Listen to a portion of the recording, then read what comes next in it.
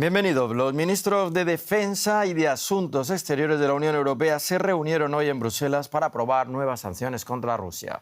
Este 17º paquete apunta a la flota fantasma de Moscú que facilita la evasión de las restricciones a las exportaciones de petróleo. En el siguiente reportaje analizamos la efectividad de las medidas actuales. Más de 2.000 ciudadanos rusos, entre ellos Vladimir Putin, altos funcionarios y oligarcas como Roman Abramovich, enfrentan prohibiciones de viaje y congelación de activos. Los países de la UE han intentado reducir su dependencia del petróleo y gas rusos. Se han incautado 200.000 millones de euros del Banco Central ruso, la mayoría depositados en una cámara de compensación en Bruselas, la capital de Bélgica. Decenas de bancos rusos han sido bloqueados en el sistema internacional de pagos SWIFT. Las aerolíneas rusas no pueden volar en el espacio aéreo ni usar aeropuertos de la UE, y casi 3.000 buques de la flota mercante rusa tienen vetado el ingreso a los puertos europeos. Los medios rusos no pueden emitir en la UE y las empresas europeas no venden en Rusia sus productos tecnológicos, electrónicos ni de lujo. De todas, las sanciones energéticas son las más fuertes. Las ventas de energía han representado la mayor parte de los ingresos del presupuesto de guerra de Rusia. Estimamos que alrededor del 60% del presupuesto total ruso proviene del petróleo y el gas. El impacto de las sanciones fue enorme para la economía rusa. Casi agotaron su fondo soberano para financiar la guerra y ahora han aumentado los impuestos a las empresas de petróleo y gas por falta de fondos para cubrir los gastos bélicos. Se esperaba que las sanciones sin precedentes de Occidente provocaran el colapso de la economía rusa, pero Rusia ha resistido la presión y ha conseguido debilitar algunas sanciones. Rusia ha desplegado diversas tácticas para eludir las sanciones, usar terceros países para sortear ciertas medidas, falsificar el verdadero origen de las mercancías que comercializa e incluso desarrollar una alternativa al sistema SWIFT. A medida que la UE acumula restricciones, las medidas se han centrado más en apretar las tuercas para frenar la evasión de estas sanciones. Nuevas sanciones están en camino. Este paquete incluirá, por ejemplo, sanciones al Nord Stream 1 y Nord Stream 2, además de añadir más buques de la flota rusa en la sombra a la lista. También se prevé bajar el límite del precio del petróleo y aplicar más sanciones al sector financiero ruso.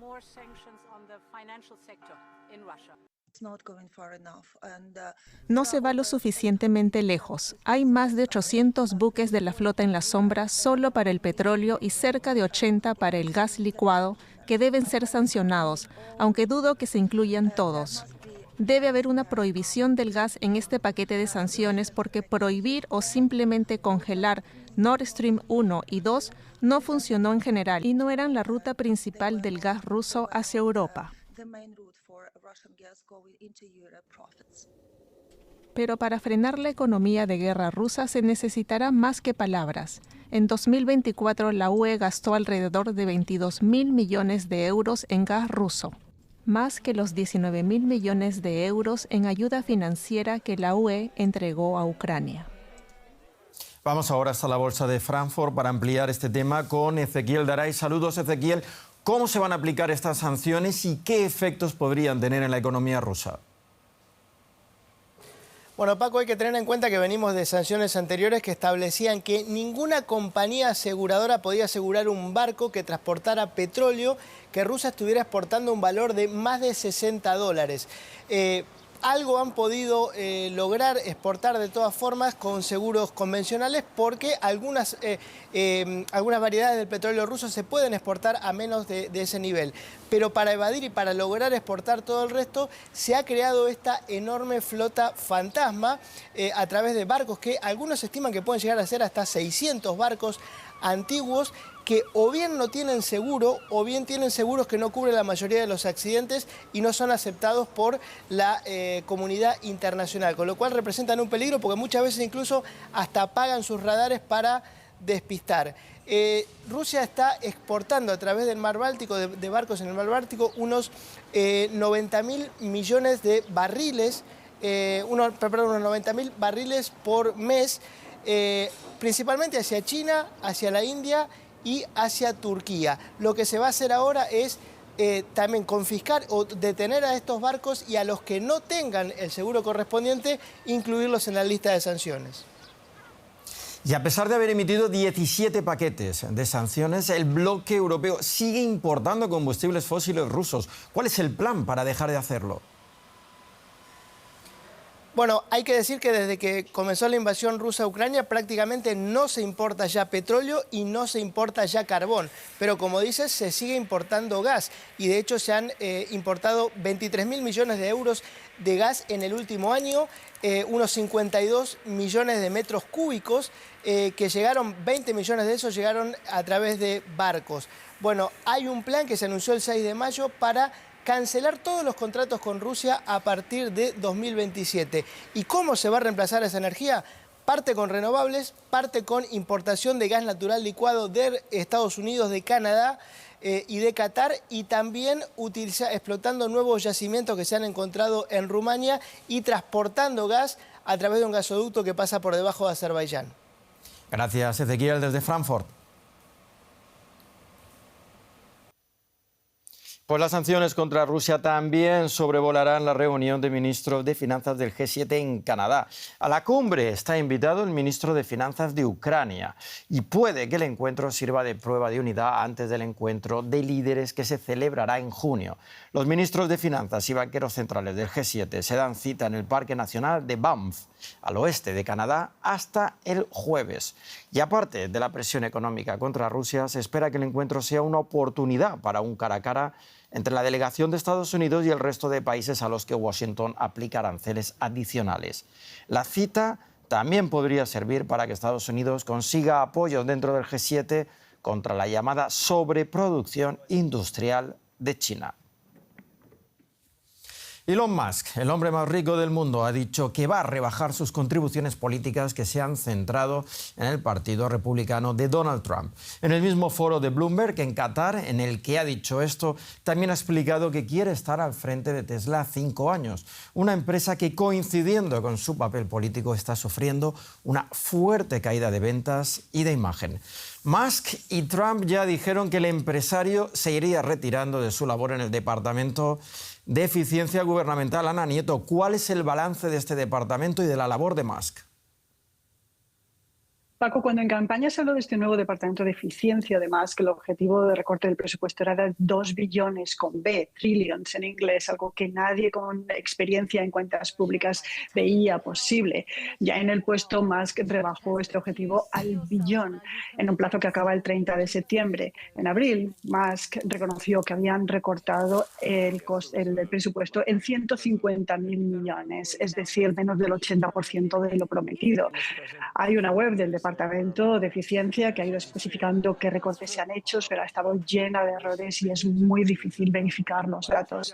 DOGE, este departamento que ha estado liderado por Musk, ha rebajado la mano de obra en varios departamentos, ha hecho desaparecer agencias enteras como la de cooperación internacional y ha causado importantes recortes en muchos departamentos y en sectores claves del gobierno federal, que ha quedado con muchos vacíos. Pero lo que también ha hecho es ganar acceso a muchas bases de datos federales, algo que ha provocado la dimisión en protesta de altos funcionarios que han visto como el empresario de empresas tecnológicas ha tenido acceso a una serie de datos protegidas por leyes de privacidad y que está levantando muchísimas preguntas en este país. ¿Y qué hay de Tesla, Ana? ¿En qué situación está esta empresa?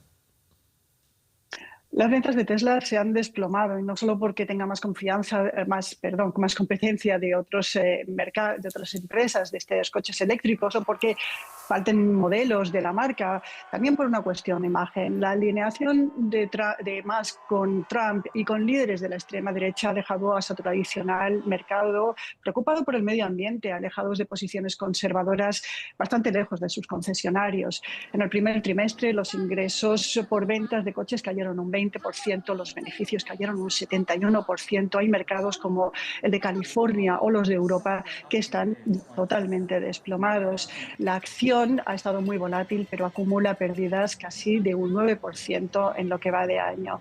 Musk confía en el lanzamiento de su robotaxi en Texas en los próximos días para reavivar la compañía. Gracias, Ana, desde Nueva York. Gracias. El rendimiento de los bonos soberanos de Japón alcanzó este martes su mínimo valor histórico, con rendimientos anuales que apenas superaron el 3,6% en el tramo de 40 años. Según los operadores, las caídas reflejan la preocupación creciente por la reducción de compra de deuda por parte del Banco de Japón, entidad que posee gran parte de la deuda de ese país, que supera ya el 200% del Producto Interior Bruto. La autoridad monetaria redujo sus compras como método para endurecer la política monetaria. Los fondos privados no han mostrado interés en posicionarse en deuda japonesa. La ministra ecuatoriana de Economía y Finanzas, Sarija Moya, se reunió con Bank of the China para fortalecer la relación financiera y de cooperación. Las reuniones tuvieron lugar en el marco del cuarto Foro Ministerial de China y la Comunidad de Estados de Latinoamérica y el Caribe, la CELAC. La funcionaria mantuvo una agenda paralela de reuniones con delegados de bancos chinos para explorar nuevas oportunidades de financiación para proyectos que generen beneficios concretos para los ecuatorianos. También dio a conocer los proyectos prioritarios del gobierno de Daniel Noboa, particularmente en el sector de energías renovables y carreteras. La visita se da en momentos en que Ecuador tiene altas necesidades de financiamiento para cubrir su presupuesto de 2025. Y hasta aquí la economía. Ya saben que pueden seguir esta y otras noticias en nuestras redes sociales. Les invito a que sigan con nosotros aquí en DW. Hasta pronto y muchas gracias.